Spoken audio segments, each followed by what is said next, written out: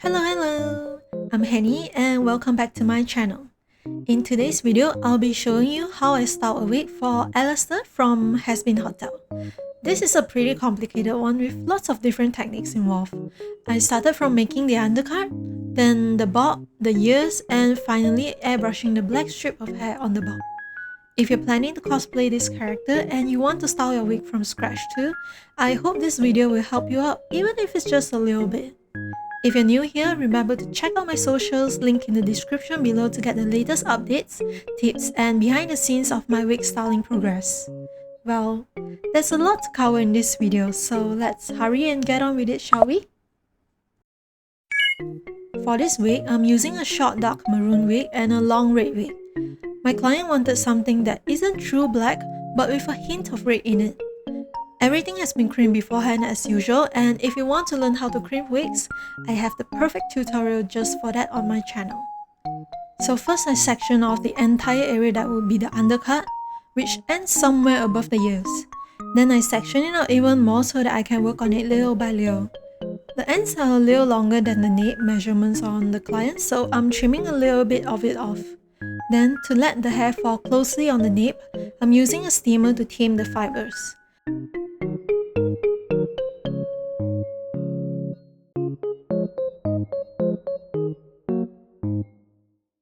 The hair is still pretty thick here, so I'm tapering the ends with some thinning shears.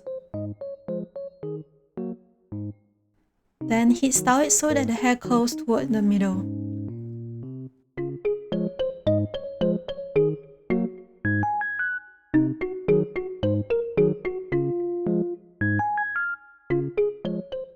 And once everything looks good, set it with hairspray. Now I'm going to repeat the same steps for the rest of the layers of this undercut. So instead of a close shave undercut, my client wanted something longer like this, so this is how I do it. For a close shave one, I'll be showing you how I do it in next week's video, so please stay tuned.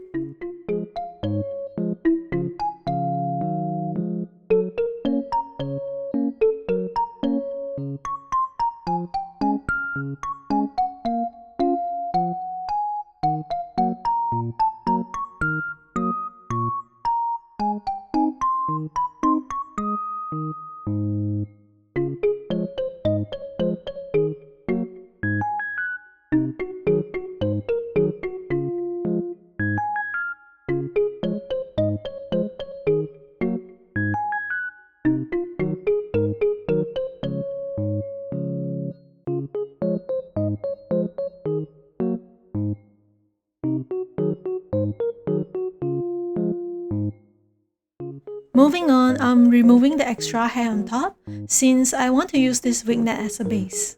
I kept this extra hair away for now since I'll be using them for the ears. At the same time, I also remove wefts from the red wig. Now starting from the back, I'm gluing the wefts back onto the wig by gluing them onto the rows of wefts that were originally on the wig already. But I find that by attaching long wefts like this, the excess length is pretty wasteful, so I only glued 2 layers before I changed my mind.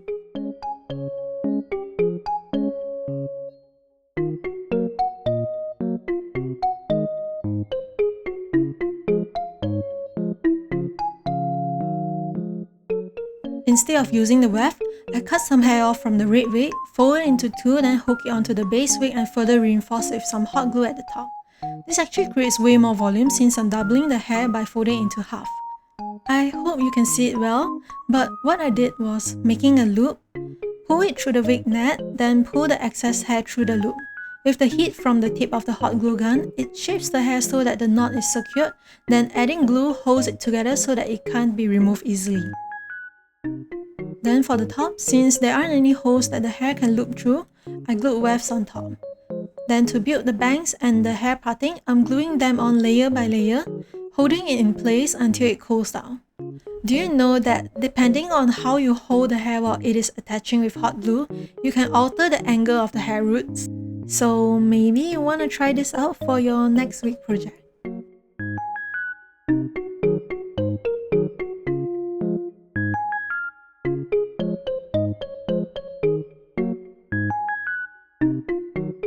Okay, now that the hair is all attached, let's finally trim this bob into shape. Here I have already trimmed the layers below to get a rough shape of the bob, then letting down the layers above to match the length. Since this is a straight cut, I have seen other stylists using a hair clipper to get a sharp edge, but I don't have one of those with me, so I decided to just use my hair cutting shears to trim it to the right shape. As the saying goes, the best tool is the one that you already have. The key here is to comb it down and let it lay naturally to trim the hair instead of holding it down firmly.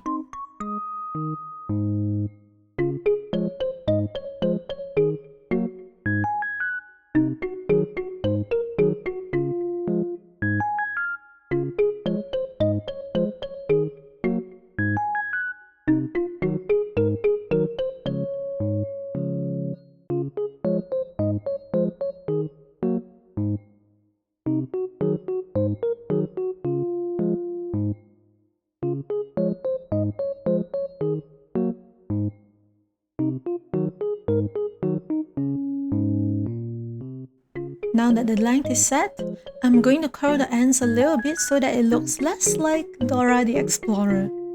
Having a little curl at the ends also frames the face better and makes it look more flattering while worn.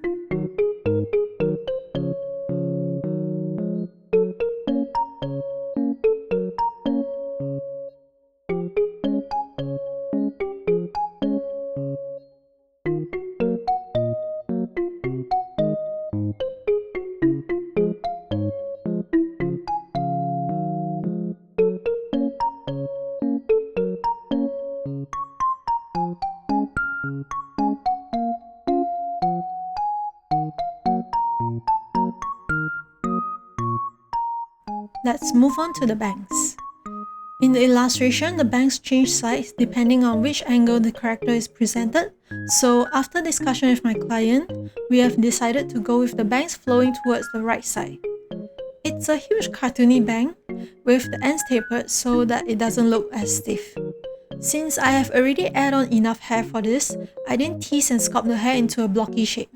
Instead, I built it up layer by layer, by curling and sculpting textural strands that will hold the shape up.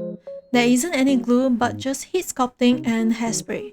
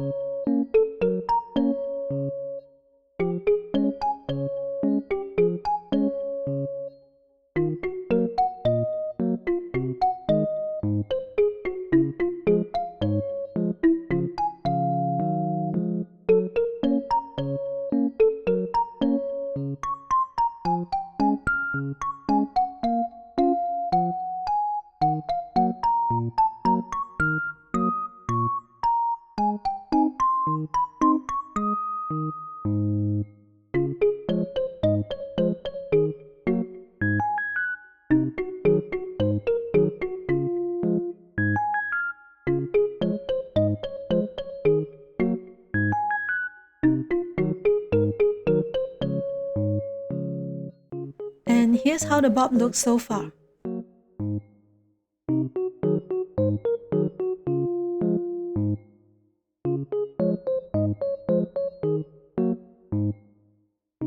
For the ears, I have used diorama foam base to sculpt the shape and added on strong magnets so that it is detachable. Using the hair that was harvested from the short wig earlier, slowly glue the layer onto the foam core.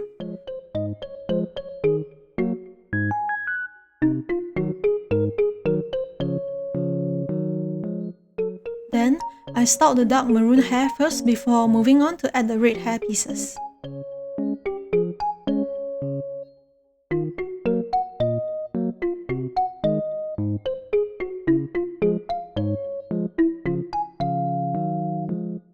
For the red hair, I've glued it all around to cover up the darker color entirely.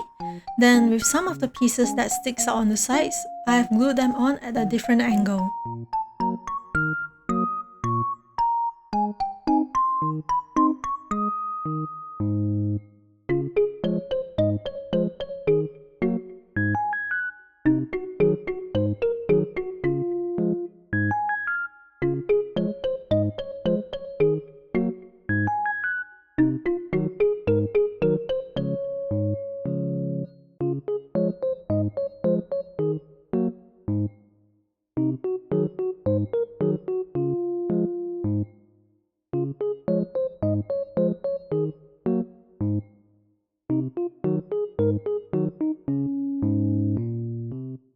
So here I have already saturated the red hair with lots of hairspray so that the hair pieces would stay in place. Then I use an alcohol-soluble marker to lightly sketch out the shape. With the hairspray holding it together, it becomes much easier to trim the shape as if I'm cutting paper. Though it still takes some control and precision, this makes it so much easier to do.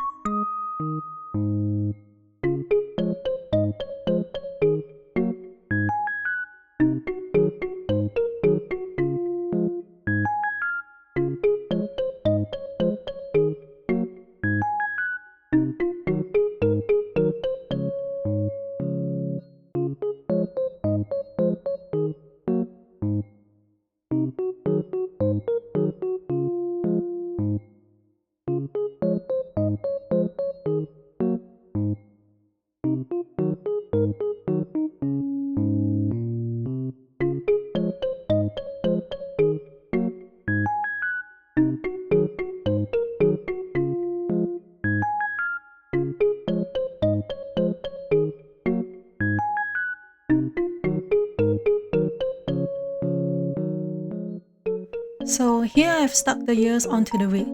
By the way, I have already added the other side of the magnet onto the top of the bob with hot glue. Since the red hair is pretty thick and won't stay in place properly, I applied some Yoo-hoo glue to stick the hair down.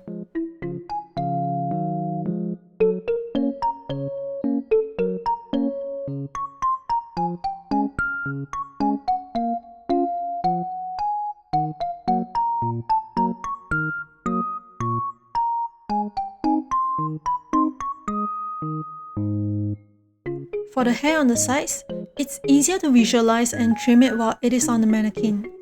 Just be careful not to tug on it too hard as you cut the hair. I roughly section and trim the pieces accordingly so that it looks natural and blends in with the rest of the design. Heat style it with a little bit of curl and set it with hairspray.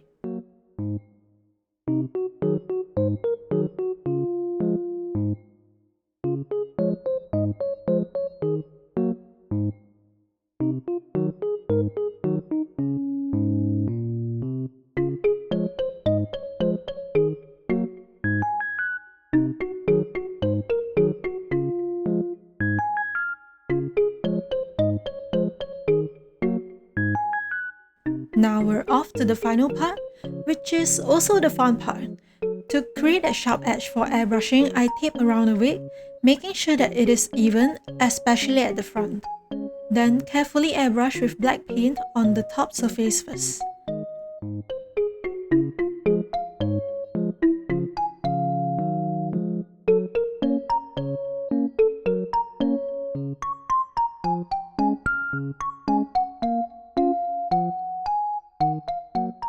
Afterwards, I tilted the head mannequin and airbrushed the inside of the bob wherever that's visible, though this doesn't have to be perfect. Doing any stenciling airbrush, the best bit is always peeling off the tape. Be careful not to mess up the styling while you do so. Now, would you just look at that clean edge?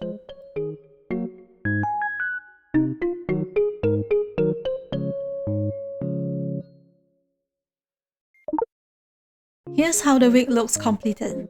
I had a lot of fun doing this one even though it took pretty long since there's so many steps involved. I discussed a lot with my client on this one and it was so exciting showing them the progress each time.